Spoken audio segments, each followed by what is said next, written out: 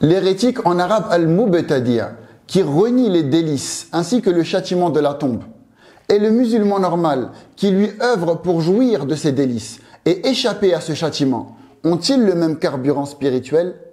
L'hérétique qui dit que les anges, cités dans le Coran, ne sont en réalité qu'une simple image de la capacité de l'être humain à faire le bien. Et le musulman normal qui lui dit que les anges sont des êtres créés de lumière, que Dieu Allah nous envoie dans notre quotidien pour nous protéger. Noter nos bonnes et mauvaises paroles que nous prononçons, assister à nos assises d'évocation et d'étude du Coran, ont-ils le même carburant spirituel?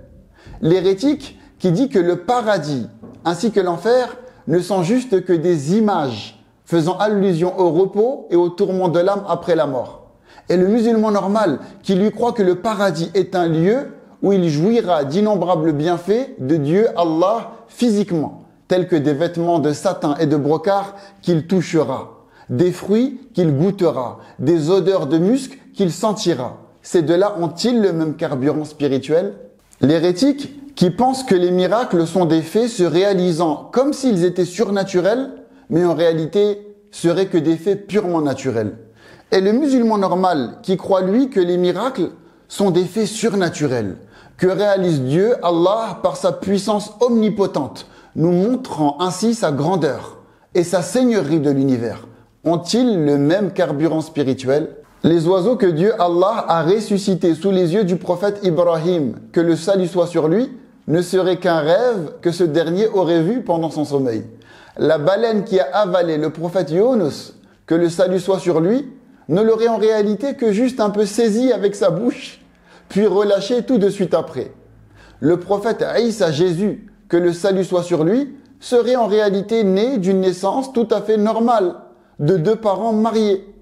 Les oiseaux qui ont lapidé les gens de l'éléphant, en arabe ashabul fil, n'auraient été en fait que le virus de la variole ou de la rougeole que transportaient certains moustiques. Et les djinns seraient en fait une tribu d'êtres humains tout à fait normale qui aurait été au service du prophète Sulayman, Salomon, que la paix soit sur lui.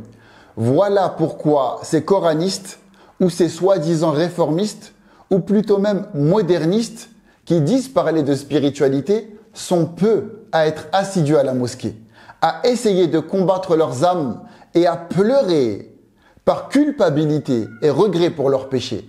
Cela est même tout le contraire. On leur dit qu'avoir des remords et de la culpabilité pour leurs péchés, c'est avoir une religiosité toxique. Qu'Allah nous préserve de cet égarement déguisé en soi-disant courant intellectuel.